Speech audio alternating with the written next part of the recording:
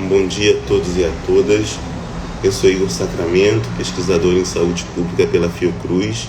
Estou com vocês aqui desde o início da pandemia da Covid-19, numa parceria com o Centro de Memória da Eletricidade, produzindo um conjunto de lives todas as segundas, quartas e sextas, às 10 horas, sobre saúde no contexto da pandemia.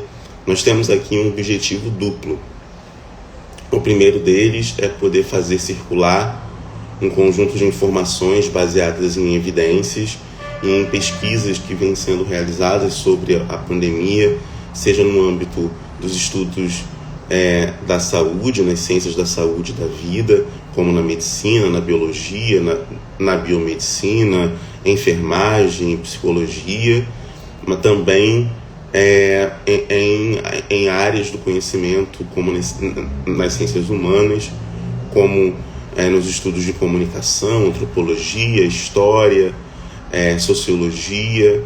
E nós estamos com o segundo objetivo, além de fazer circular essas informações baseadas em evidências, em pesquisas, nós estamos com um segundo objetivo, que é registrar para o presente, para o futuro, as dinâmicas, as questões, ansiedades e problemas que esse presente catastrófico que a gente está vivendo, tão expandido, vem demonstrando, né? Então, tanto do ponto de vista de pesquisadores, observando soluções, questões, problemáticas que foram surgindo ao longo da pandemia da Covid-19. Será uma forma para os pesquisadores do futuro observar, por exemplo, mudanças de protocolo, temáticas que foram tratadas e algumas políticas públicas realizadas, outras políticas públicas que não foram realizadas, isso do ponto de vista da pesquisa. E uma das coisas que a gente vem observando aqui ao longo desse 1 ano e meio, mais de 1 ano e meio de lives e de conversas com diversos pesquisadores sobre saúde, é a dimensão de quanto as desigualdades estruturais vem sendo tema frequente cada vez mais da pesquisa, sobretudo da pesquisa focada na Covid-19. Não tem como separar as questões de saúde, nem as questões clínicas, nem as questões epidemiológicas, nem as questões sociais de dinâmicas estruturais, né? Essa é uma grande questão que a gente vem apontando aqui, e uma delas, sem dúvida, são as dimensões de gênero. Hoje nós vamos conversar com a jornalista e mestranda em comunicação e cultura, Laís Januzzi, sobre especificamente a dimensão da maternidade no contexto da Covid-19. Ela vem pesquisando, tanto na sua monografia de graduação e na sua dissertação de mestrado em curso, sobre a Zika, a epidemia de Zika e sua associação com a microcefalia no Brasil, em que a dimensão da maternidade aparece muito fortemente, com um conjunto muito grande e grave de desigualdades e violências por quais essas mulheres sofreram, abandonos e sofrimentos que essas mulheres sofreram. A gente vai estabelecer aqui nessa conversa alguns paralelos do que ela vem observando na sua pesquisa sobre aquela epidemia e essa pandemia da Covid-19 em relação às violências, sofrimentos e abandonos, inclusive, que as mulheres mães sofrem nesse contexto de crise sanitária. Bom, é um prazer poder falar com a Laís. Eu vou abrir aqui a transmissão com ela e vocês fiquem à vontade para fazer qualquer pergunta ao longo da live.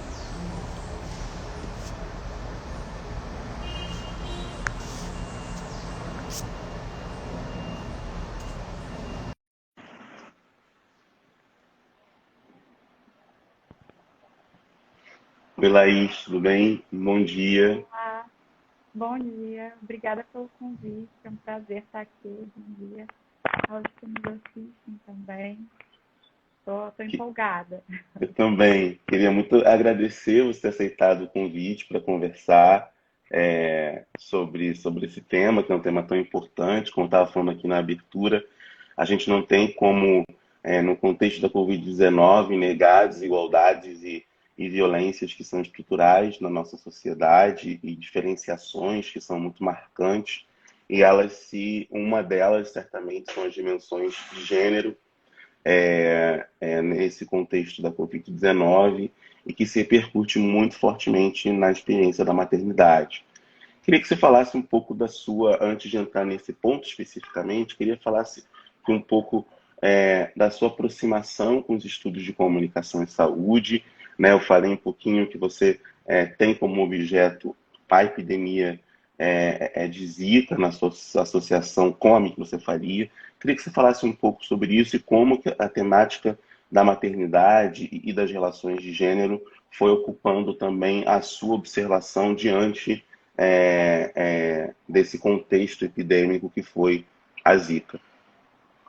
Bom, eu estava na faculdade ainda, né, quando surgiu a epidemia, em 2015, 2016, e para mim, já naquele fervor de faculdade, né, muitas aulas, muitas trocas, estágios, eu comecei a ter muito contato com as notícias de hard news com o olhar já acadêmico. Então, eu sentia falta de... Eu vi um silenciamento, né, muito grande nas notícias, de não abordar questões mais profundas da maternidade, né? O poder público, a falta de interpelação do jornalismo em relação ao poder público sobre e aí essas mães, né? Ao ponto de autoridades de vigilância sanitária falarem que não poderiam fazer nada pelas mulheres que se encontravam grávidas e que teriam contraído Zika vírus.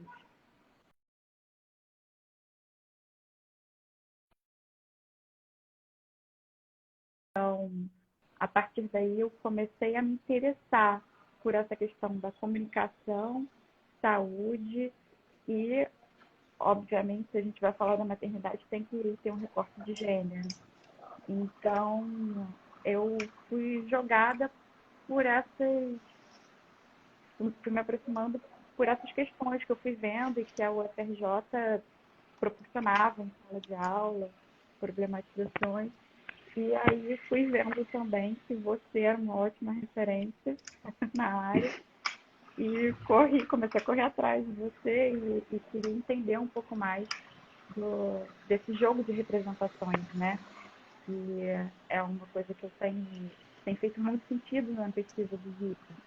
E essas mulheres, através da comunicação, elas conseguem se inserir num jogo de representações já entre Estado, mídia, políticas públicas, e para reivindicar seus direitos e os direitos de seus filhos, que são negligenciados, né, desde o início e continuam. Essas mulheres de Zika, traçando um paralelo para a Covid, elas sofreram e estão sofrendo brutalmente com as crises sanitárias aqui no país.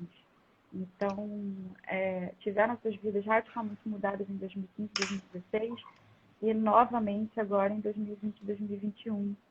Então, as crises sanitárias, com o que eu tenho visto, lido sobre as nossas trocas acadêmicas sobre esse objeto, fica muito claro que as crises sanitárias brasileiras, elas são muito cruéis, especialmente com as mães no nosso país. E é claro que a gente tem que levar em consideração que essas mães, elas têm cor, classe, né? Elas ocupam um lugar da sociedade, essa é a representação delas dentro desse jogo de poder, né? Um lugar de subalternidade, um lugar de muito apagamento. E eu acho muito interessante que, às vezes, quando eu falo com as pessoas que eu pesquiso, né, a presença dessa associação de mães, desse coletivo de mães no Facebook e o que ele significa, é comum as pessoas me perguntarem: mas você é mãe? Ou então, mas você não é mãe? Como se eu precisasse ocupar um lugar de fala para me interessar sobre o tema. E isso aponta um apagamento, um silenciamento que é preocupante, eu acho, dentro da nossa sociedade. Porque enquanto eu vou lendo sobre as mães, sobre o papel que elas desempenham, sobre as angústias, sobre como elas se organizam para correr atrás dos direitos dos seus filhos que têm a síndrome congênita pelo Zika vírus, eu vejo que é um assunto que a gente deveria falar sempre, que não deveria ser só para quem é mãe, sabe? A gente deveria saber muito sobre maternidade como sociedade. A gente Sim. deveria discutir muito os papéis que a maternidade, a importância dela tem na nossa sociedade, porque, afinal de contas, a nossa sociedade ocidental, capitalista, ela se baseia muito no núcleo familiar, né? Então, a criação, né, tem um peso de mãe, a mãe tem um peso muito importante, que é silenciado. E é muito interessante que eu vejo, né, agora, maternidade acaba sendo uma coisa que se estende para outros ramos, né? E, por exemplo, com esse boom dos últimos anos no Instagram, de influenciadoras digitais, obstetras ou não, que falam sobre maternidade, eu vejo que a corrida pelo conhecimento materno é uma sensação minha, eu não posso constatar isso ainda, mas que as pessoas que procuram esse material estão prestes a ser mães. Uhum. É aquela contagem regressiva, parece. Eu descobri que eu estou grávida, eu consegui engravidar e agora eu tenho 9 meses para saber tudo sobre isso e estar pronta para quando o bebê chegar. Então, isso é muito complicado, porque em termos coletivos de saúde pública, isso prejudica demais. E essa conexão que você propôs e que a gente está fazendo aqui agora é muito importante, porque a gente trata a memória, né? A história, a gente faz essa historiografia para a gente mostrar que precisamos ter esse olhar carinhoso e de destaque com a maternidade.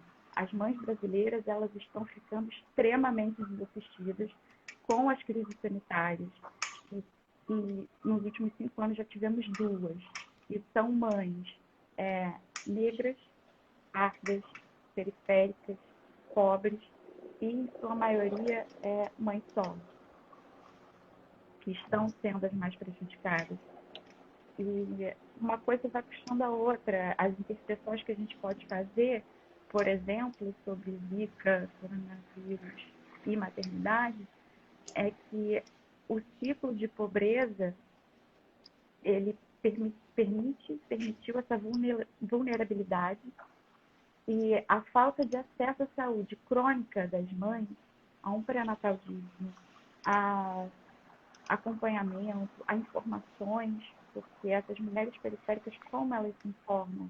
É muito fácil para mim, sou classe média alta, pegar o meu Instagram e correr atrás dessas informações, jogar no Google e comprar um livro e ir me inteirando. Mas e as mulheres que não conseguem acessar essa informação? Então, no caso que eu pontuaria de paralelo, é a falta de políticas públicas para comunicar como a maternidade deve ser protegida, como a maternidade deve ser encarada dentro de situações de risco sanitário. Então, eu acho que, assim como no Zika vírus, na pandemia, por exemplo, acho que vale aqui eu abordar um dado que eu achei interessante, muito triste, mas interessante, do Observatório da Covid-19, feito pela Fiocruz, que foi lançado, se eu não me engano, em junho desse ano. E é assim, ó,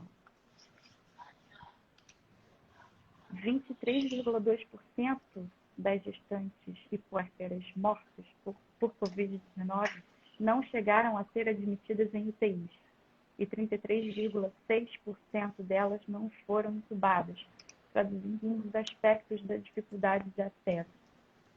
E muitas também não tiveram um diagnóstico precoce, acesso ao diagnóstico precoce, acesso à testagem, né? Então, essa falta de acesso também se traduz na Zika vírus, como a falta ao acesso ao pré-natal.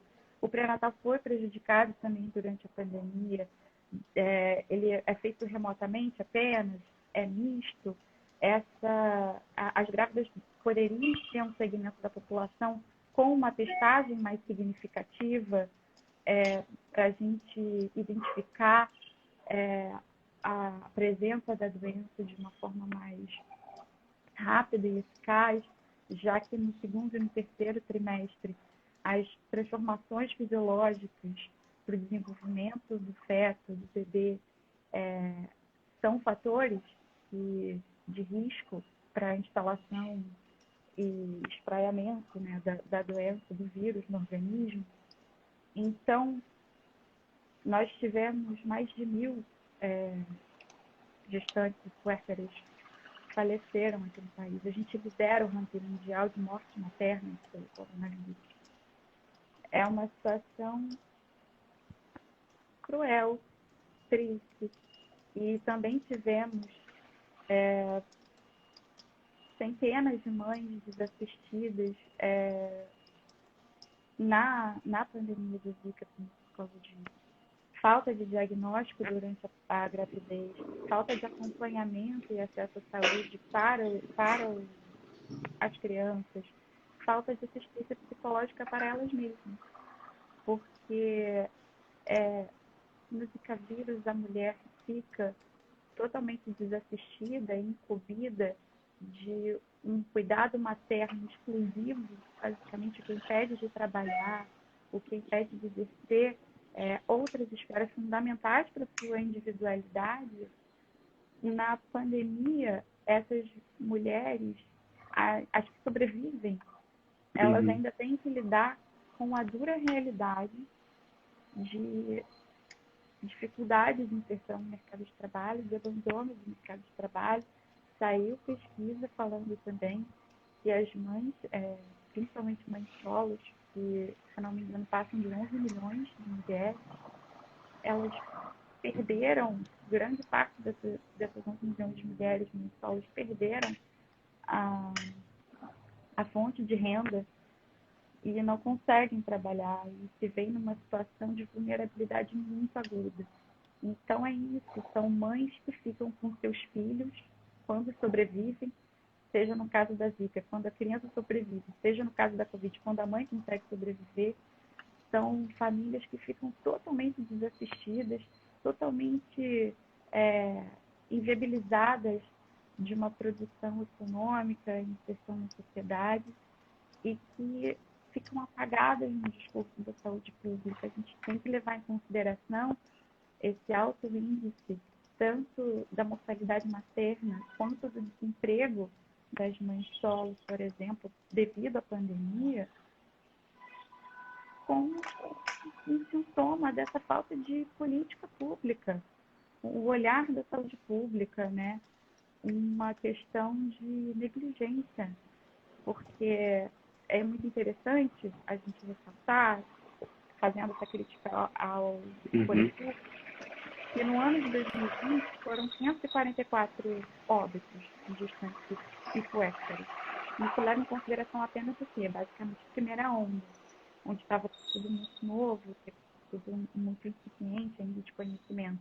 Mas em 2021, esse número passa de 900.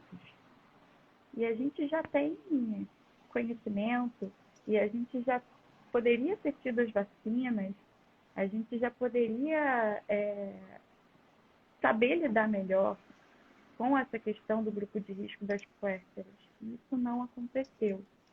É muito triste e a gente vê um governo que é pautado muito por desinformação, por desacreditar na vacinação. E esse é um dos grandes ônus que esse tipo de gestão provoca, eu acho, na sociedade. E aí fica à vontade, se você quiser também me interromper. Não, tem várias perguntas, eu não queria te interromper quando você estava falando, mas tem várias questões. Acho que uma delas você tocou, e aí eu, enfim, fiz algumas aqui quando estava falando. Uma delas você tocou que acho que é muito importante, que é essa associação histórica da mãe, da mulher mãe com o cuidado da família, não só dos seus filhos, mas também dos maridos, né? E a mulher mãe como a grande cuidadora. E esse é um trabalho que foi se constituindo como um trabalho fundamental para o regime capitalista, mas ao mesmo tempo um trabalho não remunerado, um trabalho invisibilizado muitas das vezes, nem não remunerado e às vezes também não reconhecido no sentido amplo da palavra, não reconhecimento é, como um trabalho bem feito ou não, não é isso, reconhecimento no sentido das políticas públicas, de garantias. Por exemplo, já há discussão em alguns países de mulheres donas de casa poderem receber aposentadoria, inclusive. Essa é uma discussão que tem avançado recentemente e de modo tardio, por outro lado, porque é uma discussão importante para muitos anos, porque se acostumou muito à dimensão de que esse trabalho doméstico como fosse algo menor e que a mulher, em grande parte, a ascensão da mulher e a emancipação feminina esteve associada ao acúmulo, né, do trabalho doméstico, cuidado com a casa e com os filhos e com o marido, e também o trabalho fora de casa, né? Enfim, queria que você falasse um pouco sobre essas dimensões nesse contexto que você observa, quando esse cuidado para essas mães, que muitas vezes são abandonadas pelos seus maridos, que não aguentam, né, ficar com o filho com microcefalia, quer dizer, como é que você pode avaliar nesses 5 anos, nesses 5, 6 anos de pós a epidemia de Zika, dessas mães com essas crianças, e é importante sinalizar, como você bem disse, a Zika na associação com a microcefalia não acabou, né, como epidemia, há uma redução significativa de casos comparado com 2015, mas não acabou, né? Acho que a gente teve naquele momento mais uma exposição midiática muito forte, mas isso não acabou. Então eu queria que você falasse um pouco sobre isso, sobre como que essa dimensão das desigualdades e esse próprio silenciamento do Estado em relação à proteção social dessas mães, né? Especificamente dessas mães, das mães em geral, mas especificamente dessas. É, é tudo isso mesmo, perfeito. Na questão da Zika, as mães, elas se encontram, num primeiro momento, muito perdidas, né? Não sabendo o que esperar, muitas vezes recebendo a notícia de uma forma muito desumana, muito pelos profissionais de saúde, como se fosse uma coisa trivial, e o poder público trata a situação delas como uma fatalidade. E essa questão da falta de remuneração, do apagamento, ela é muito evidente, porque a resposta da saúde pública é essa: a gente não pode fazer nada. O que a gente pode fazer é para as mulheres pararem de planejar engravidar, né? E as mães se encontram com seus bebês que têm uma taxa elevadíssima, porque é isso, as crianças, como a gente viu naquela matéria do Estadão, que é excelente até, faz uma retrospectiva dessas mães, mostra que o índice de mortalidade das crianças é de 14%. É muito superior a uma criança normal, né? Assim, sem apresentar a condição da síndrome. Então, porque é muito, para mim, é muito tocante. Eu, às vezes, não consigo, tenho dificuldade de botar isso, porque para mim é uma coisa tão óbvia. Uma mulher que foi surpreendida por um descaso de saúde pública. O Aedes aegypti, ele é um problema de saúde há décadas, que não é resolvido, não vai ser resolvido, nada foi feito, apesar de milhares, mais de 1.000 crianças nascerem com microcefalia, e você virar para a mulher e falar, olha, eu sinto muito, mas é uma fatalidade, é de uma falta de sensibilidade muito grande. E então essas mães, elas se encontram sozinhas, desassistidas e sozinhas, tanto pelo poder público quanto na esfera individual, como você bem mencionou. A maioria delas é abandonada pelo parceiro. E atualmente isso continua. Não é uma coisa assim superada, ou que os homens estão começando a entender qual é o papel deles nessa questão da paternidade. Porque é isso, né? A maternidade, por não ser discutida, por não ser levada em consideração, a paternidade, então, assim, ela não é necessária, porque já tem alguém que faz esse trabalho sem receber nada. Então, você inviabiliza essas mulheres economicamente e socialmente. Essas mulheres, elas se dedicam exclusivamente para a criança, sem a assistência necessária. Então, o movimento que eu acho que é muito bonito, que a gente percebe ao se debruçar sobre essa questão da formação das associações de mães de micro, é que elas finalmente conseguem exercer uma relação de alteridade. A primeira, dentro desse contexto epidemiológico, porque elas não acham uma abertura com o Estado, elas não acham uma abertura nas suas relações afetivas com os parceiros, mas elas encontram um apoio, uma abertura, uma cumplicidade umas com as outras. Então, aí eu acho que traz um pouco da questão da minha escolha, né, da minha escolha teórica sobre essa questão, porque elas se reconhecem na diversidade, se abrem uma para a outra, e é a partir dessa comunicação entre elas, desses vínculos afetivos construídos, em que o outro revela a minha condição, eu não estou mais sozinha. Porque isso tudo que a gente falou sobre o abandono, sobre a falta de possibilidade de inserção no mercado de trabalho, sobre a falta de políticas públicas de saúde, isso gera uma solidão. As meninas, as então meninas ou mulheres, elas, num primeiro momento na epidemia de Zika, elas se sentem muito sozinhas. Então você fica achando que você é a única pessoa no mundo passando por aquilo.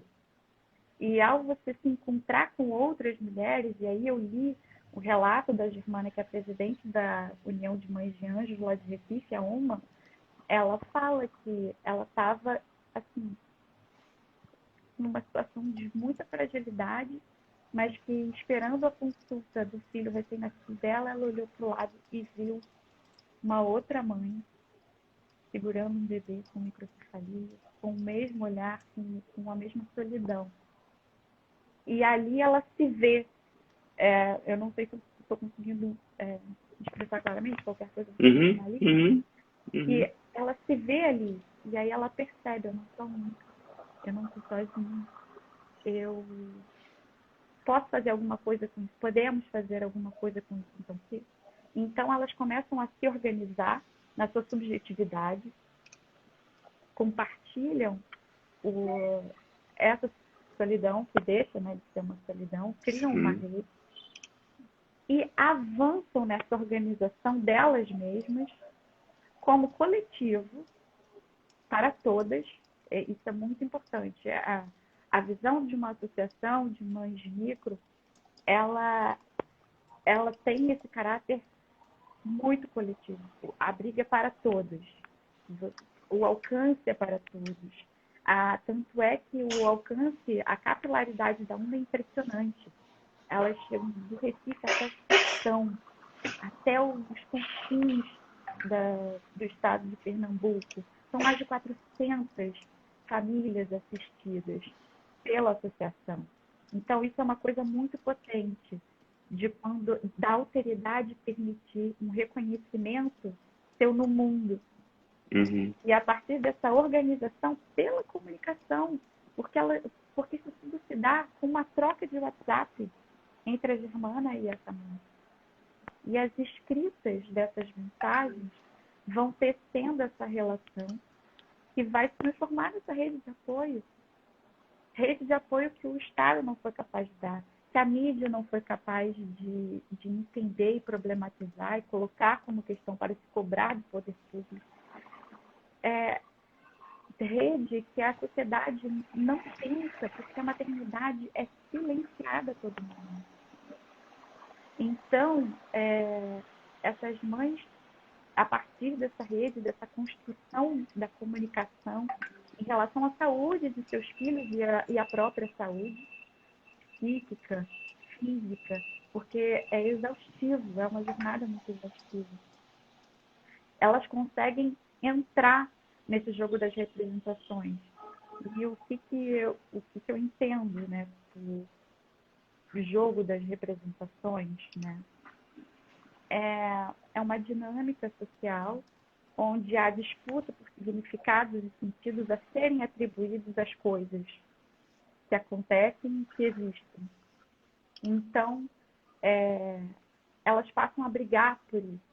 Elas passam a brigar pelos sentidos e pelos significados da existência delas. Só que numa estrutura ocidental, patriarcal, racista, com desigualdades socioeconômicas muito profundas, existe um lugar para essa movimentação. Uhum.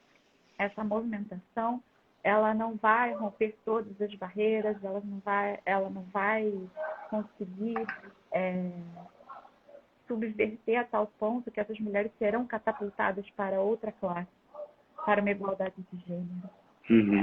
Essa movimentação dentro do jogo das representações permitidas por essa sociedade que já tem seus significados e sentidos estabelecidos, ela permite essa organização da associação, ela permite esse pedido por ajuda, porque elas sobrevivem muito a partir de doações, por exemplo.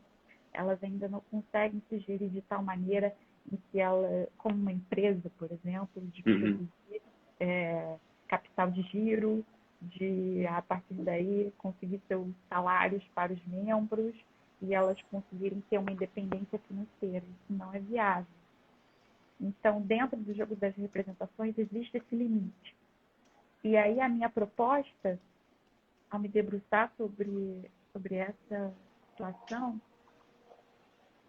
é que a gente olhe para essa relação da alteridade que permite essa inscrição no jogo de representação, mas que pode permitir para nós, como sociedade, encararmos e modificarmos, de repente, esse jogo de representação.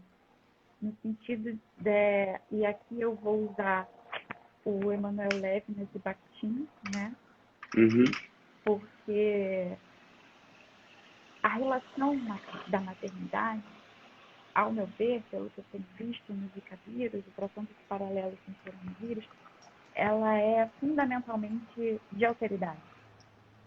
A mãe e o bebê, a mãe e o filho, eles estabelecem uma relação de alteridade. E nesse primeiro momento, o enigma do rosto, do Emmanuel Levinas, que ele faz muito sentido, porque quando o bebê nasce, aquele rosto, eu não sei o que ele significa, qual é o sentido daquele choro, o que é aquele esfregar de olho expressa. Então eu me abro para aquele ser, para aquele rosto, para aquela demanda. E de fato eu consigo estabelecer uma conexão com o que me é dito. Uhum. Então a mãe, ela consegue realmente estar ali escutando a demanda do bebê. E esse tipo de relação, para mim, pode ser aproveitado. A gente pode aprender muito com a maternidade nesse aspecto, utilizando o enigma de rosto para a gente entender essa dinâmica. Porque a gente pode pegar isso e utilizar, por exemplo, nas nossas relações. E numa sociedade da representação, onde os sentidos e significados estão tão estabelecidos e os ânimos em relação a esses significados, as disputas em relação a esses significados e sentidos estão tão acirrados, estão tão polarizados, e não existe essa abertura que a maternidade genuinamente tem. Então, de repente, a gente buscar na maternidade uma forma de se relacionar dentro do jogo das representações pode ser uma alternativa para a gente conseguir, pelo menos, amenizar essa polarização, essa questão de não enxergar o outro, porque as representações da nossa sociedade, as nossas convicções, o que a gente busca ser dentro da nossa sociedade, já são conceitos estabelecidos, e eu acho que eles valorizam tanto o nosso self, né? O nosso eu, e a gente gasta tanta energia e tanta coisa para se encaixar nesses padrões, para se encaixar nesse padrão de beleza, nesse padrão de sucesso, nesse padrão de intelectualidade, que a gente se fecha, a gente se cristaliza. E até mesmo no padrão de maternidade, né? E até mesmo. Isso. Exatamente. A maternidade, ela tem essa genuína coisa da alteridade, mas ela também é cooptada e transpassada pelos padrões de significados e sentidos estabelecidos da nossa sociedade. De performance, né? Aí Butler, aí a gente tem muita coisa aí para a gente trabalhar. Então, essa questão, né, desse cristal, essa rigidez e essa energia que a gente gasta construindo isso, cega a gente para o outro, eu acho. Né? Não permite que a gente enxergue o que o rosto traz. E é por isso que eu acho que pessoas com preconceitos de homofobia, racismo, etc., eles chegam a tal ponto que eles não podem ver o outro. Literalmente. Porque é isso. A pessoa que fala, você pode ser gay, mas você vai beijar o seu companheiro ou sua companheira dentro de casa, é porque eu não quero te ver. Porque eu já perco muito tempo com as minhas certezas de padrões que eu acho que têm que ser seguidos. Eu acho que é uma expressão assim, mais aguda, né, que eu acho que a gente consegue captar um pouco. E já essa questão da alteridade, não. Ela busca a ruptura dessa construção do self cristalizada, né? Que ela que é imposta pela sociedade, é uma coisa inerente, todos nós temos. Eu não estou falando para a gente recusar isso, né? Não quero cair aqui na questão rasa, né? De ter uma coisa positiva, autoridade, representação é negativo, é tudo de ruim, abaixo. Não, é como a sociedade também se dá nas suas disputas para se entender e se gerir, se interagir. Mas, devido a toda essa questão, a nossa dificuldade com o outro atualmente, por que não discutir a maternidade e aprender com ela? Sim. Novas formas, né, de se lidar nas nossas relações. E a partir daí a gente vai começar a entender a importância materna para a nossa sociedade e não deixar que as crises sanitárias continuem escancarando esse descaso, esse contraditório. Como é que o governo se diz que é pró-família, defende a família, faz isso com as nossas mães, com as mães periféricas? Como é que deixam elas tão vulneráveis a ponto de a gente liderar um ranking de mortalidade materna? Então, eu gosto desse eixo, e aí, respondendo a sua questão lá no início, me aproximo desse tema de comunicação, saúde, gênero, em relação à maternidade, porque eu acho que o nosso olhar historiográfico sobre essas crises apontam esses caminhos, apontam essa necessidade. A gente tem que conversar sobre maternidade. E a gente tem que conversar sobre as mães mais vulneráveis também, porque foi o que você falou. A nossa sociedade, ela tem os padrões de maternidade, ela exige performances de maternidade e, atualmente, você pode buscar problematizar essas questões, mas eu entendo que muito no âmbito privado ainda, no sentido de desmistificar ainda a questão da maternidade ideal, a questão de performances muito ainda dentro do self, muito ainda dentro para ajustar mais ainda a performance, entendeu? Da maternidade. Então, isso é positivo, mas também temos que olhar e problematizar as questões coletivas da maternidade. E isso significa olhar para as mães periféricas, que são as que mais sofrem durante as crises sanitárias. Tem uma questão que eu queria te fazer que eu acho que é fundamental em relação a esse contexto.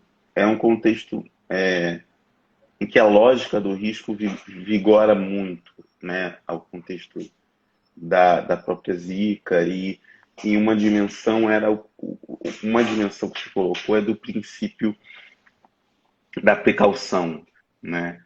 Então, quase aí num processo, como é muito característico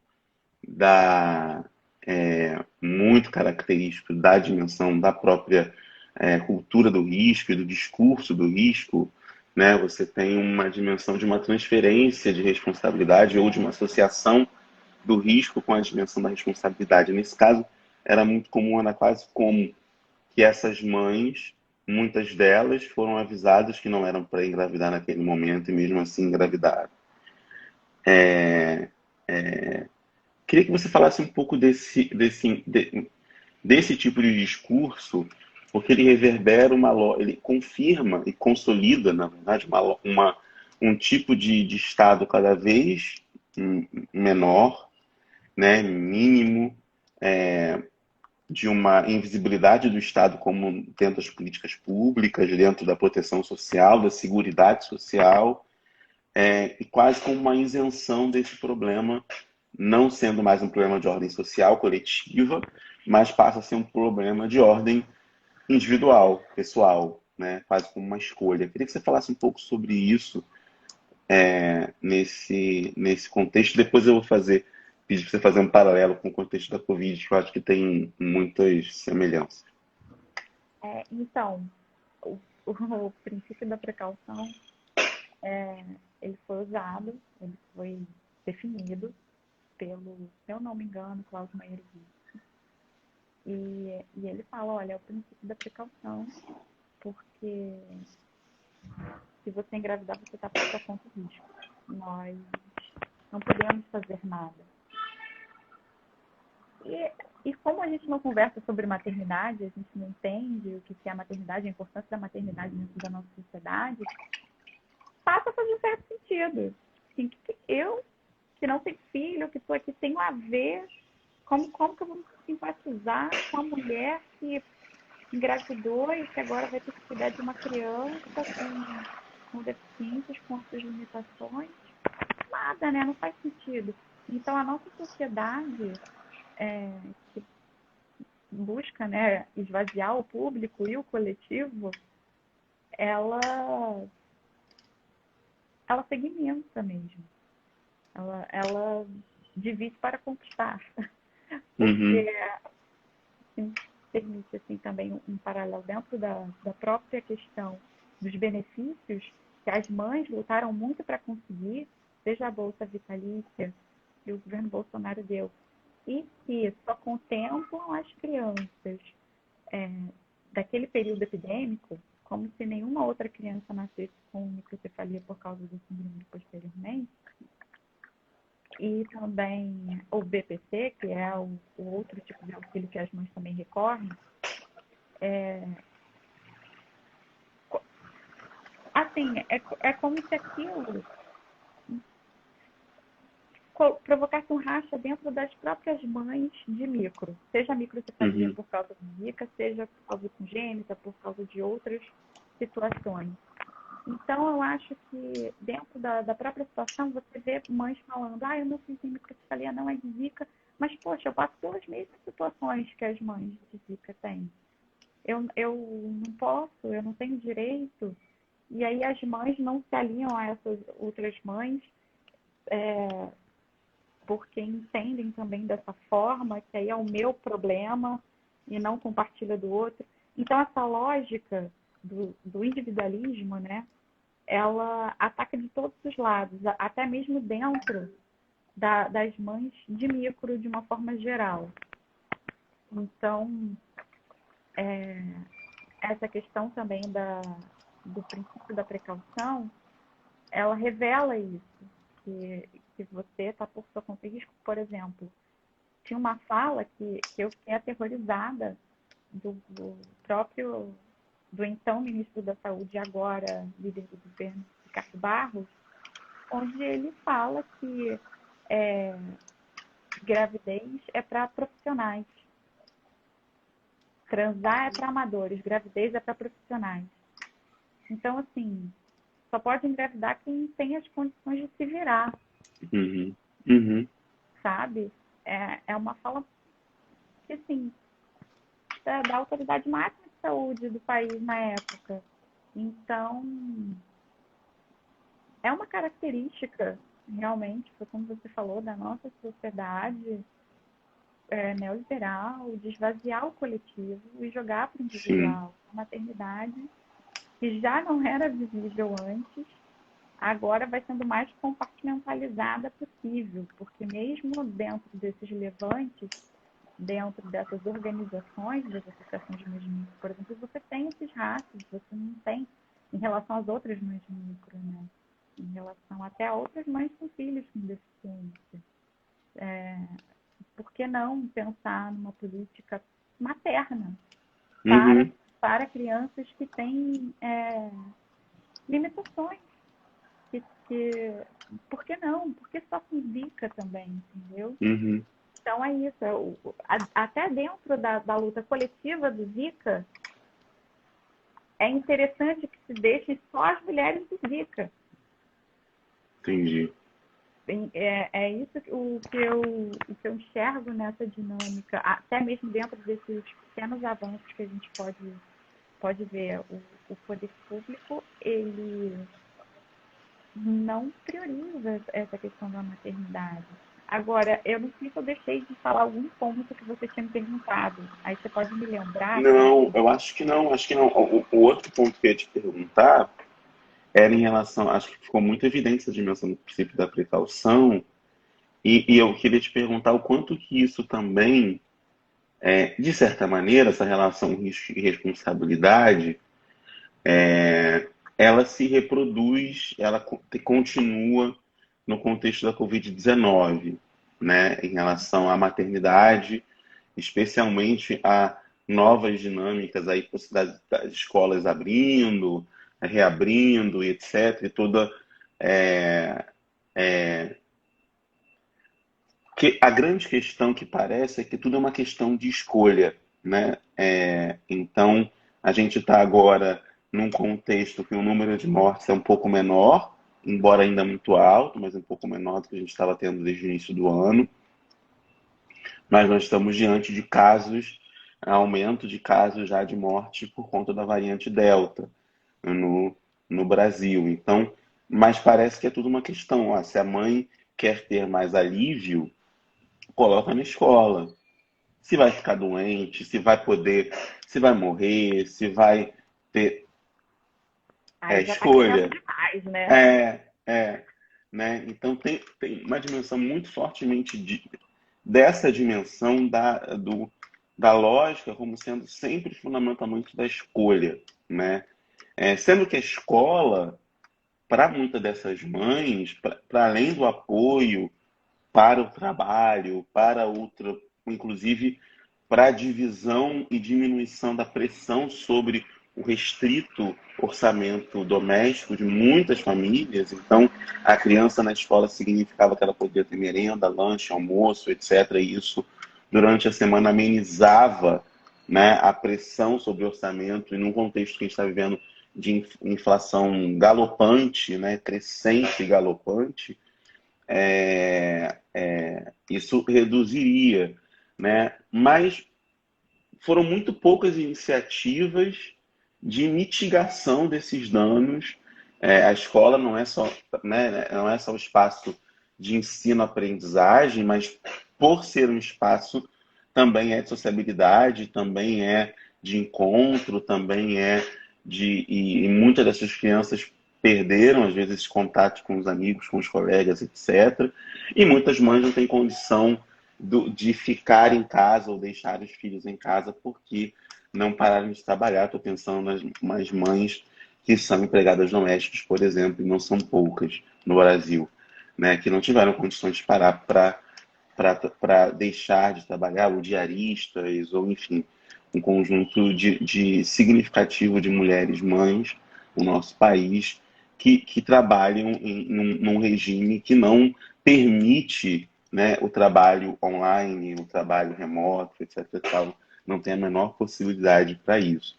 Então, eu queria que você falasse um pouco da falta desse olhar das políticas públicas, né, que permanece nesse contexto também da Covid. Olha, essa questão das escolas, né? Que dizer da educação do país nos últimos 2 anos? É uma questão de apagão. É um apagão completo. O MEC não organiza, o MEC não ordena, o MEC não busca, não busca soluções. E isso é como você falou, impacta diretamente na questão da maternidade. E aí, traçando um paralelo das mães de Zika, nesse contexto, onde tudo parou, as escolas pararam, os atendimentos de fisioterapia também foram suspensos, as crianças regridem nos avanços de motores, psíquicos. Existem mães que falam que os filhos estão mais visitadiços, até os com micro, que apresentam um comportamento já diferenciado pela falta de sociabilidade. E, assim, olha, é super complicado, porque nessa situação em que a gente se encontra, eu vejo nas mães, por exemplo, eu tentei, né, falar com as mães da UMA, querendo entrevistá-las remotamente e tudo mais, e a resposta que eu tive da irmã, que é a presidente da organização, foi assim: olha, é impossível.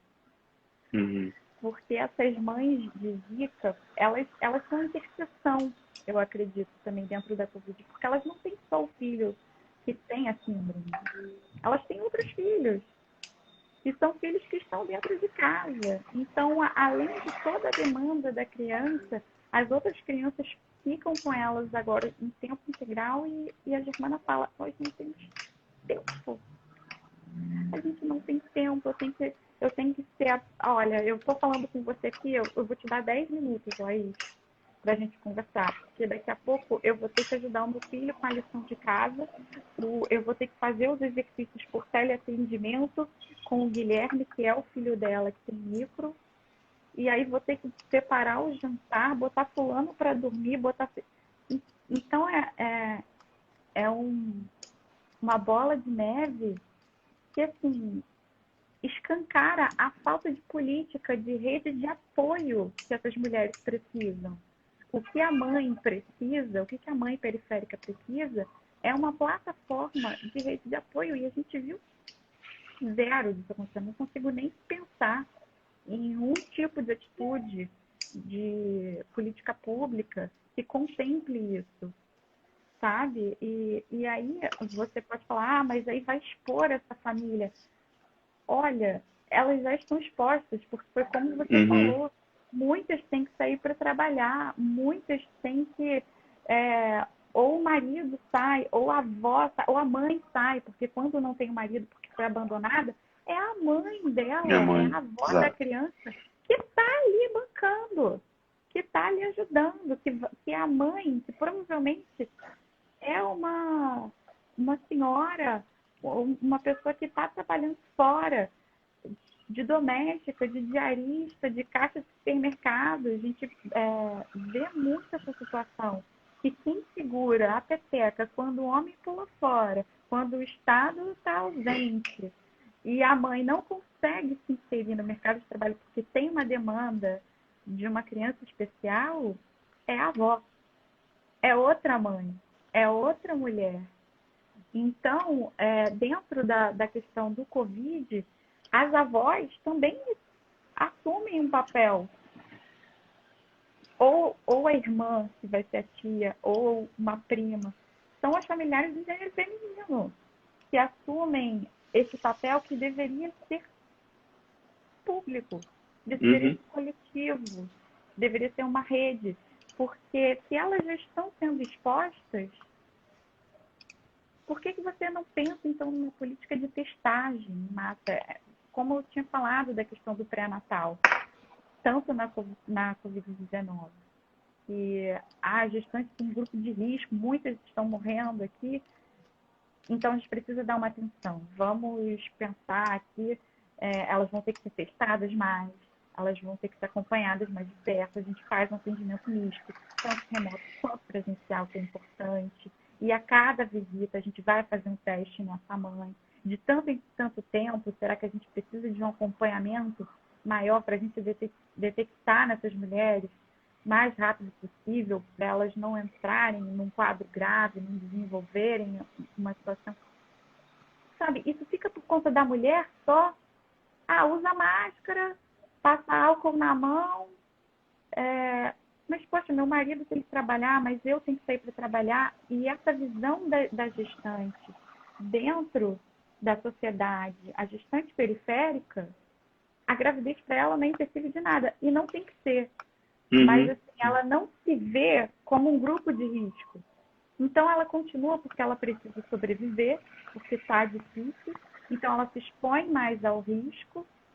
Invariavelmente, pensa, uma gestante, né, na crise de Covid-19, ela continua trabalhando. As mulheres pobres, em sua maioria negras, elas não param de trabalhar durante a gravidez, param basicamente quando vai ter filho só. E como é que ela vai pegar o ônibus lotado? Mas ela está de máscara, ela está com álcool em gel. É o que dá para fazer? É o que dá para fazer? Sim. Sabe? Então, e para a gente é difícil pensar que poderia ser diferente. E é por isso que eu acho que a gente tem que aprender com essa relação que a maternidade tem de alteridade. Né? A gente tem que começar a tentar questionar o nosso olhar de normalização. Porque eu tenho essa dificuldade lendo, estudando, e aí eu falo, cara, mas como é que a gente pode fazer, então? Não consigo, porque não é um debate público, porque a gente não experimenta. Não é que a gente vai ter uma ideia, um planejamento que vai dar 100% certo, mas a gente nem tenta. Então, é difícil a gente tentar palpar essas possibilidades. Então, uma vez numa conversa, uma pessoa me falou assim, mas esse governo, ele, assim, na legislação falando, ele não impôs muitos obstáculos para as minorias nos costumes, não passa. Os outros poderes estão brecando. Cara, mas e a inoperância? Uhum. E isso se traduz na falta de olhar para a maternidade, seja da puérpera, da grávida ou da mãe. Porque, veja, é tão bizarra essa situação de só máscara e álcool em gel e vida que segue, que o número de órfãos no Brasil é absurdo pela Covid. Os órfãos da Covid, né, que são conhecidos. Exato. Então, assim, são mais de 100 mil que perderam ou a mãe, ou o pai, ou os dois.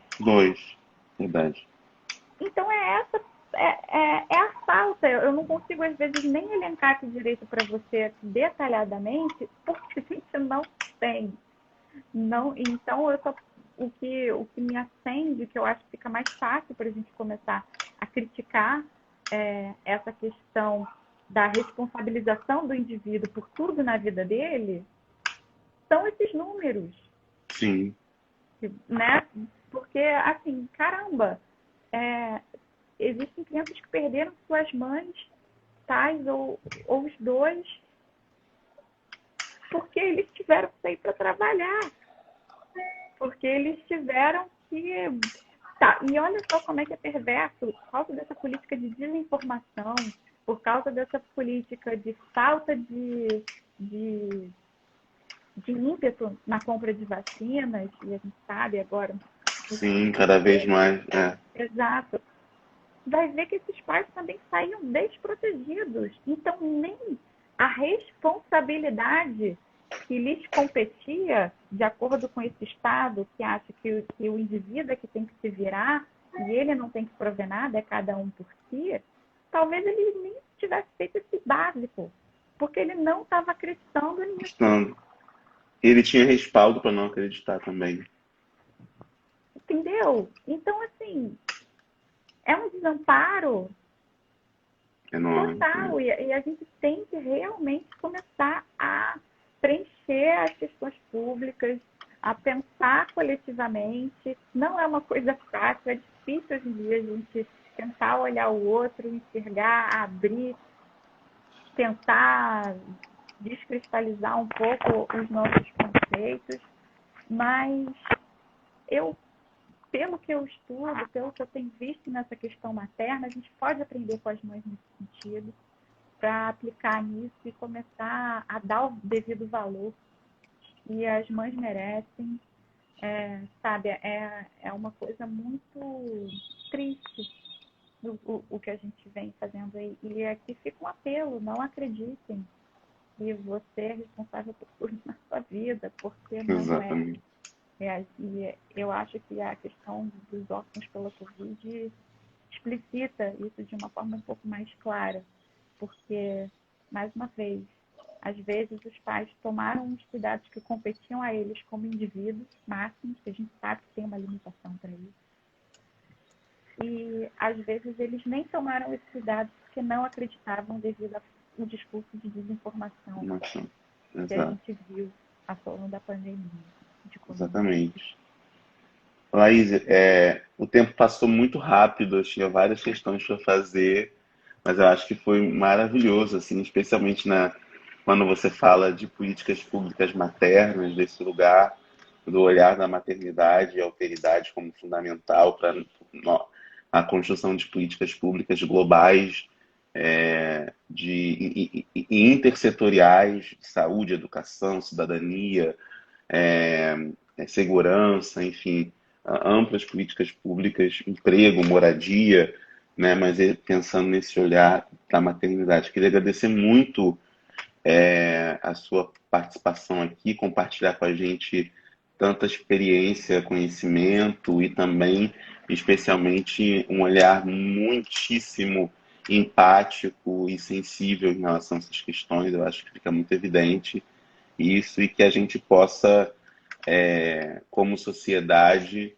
né, esperançar, né, buscar um futuro com mais esperança e com mais algum nível maior de políticas públicas que possam observar as coletividades de maneira mais integral e menos concentrada na responsabilidade individual. Eu acho que isso fica bem evidente na sua fala. Queria agradecer muitíssimo. Obrigado.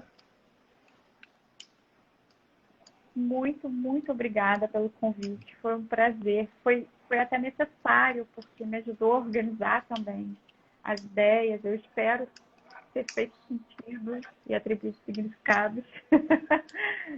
Super feio. Muito obrigada.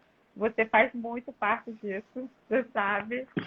E eu, se você precisar,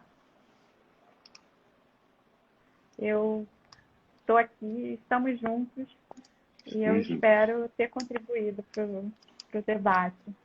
Super contribuiu, foi uma conversa excelente, que vai ficar disponível no canal do IGTV e também no canal no YouTube. Foi uma conversa excelente, que dá fervilha assim, de ideias para outras questões, mas muito, muito legal. Muito obrigado, Laís. Um beijo para você, parabéns pela pesquisa. Obrigado, obrigado mesmo. Tchau, Obrigada. tchau. Tchau, tchau.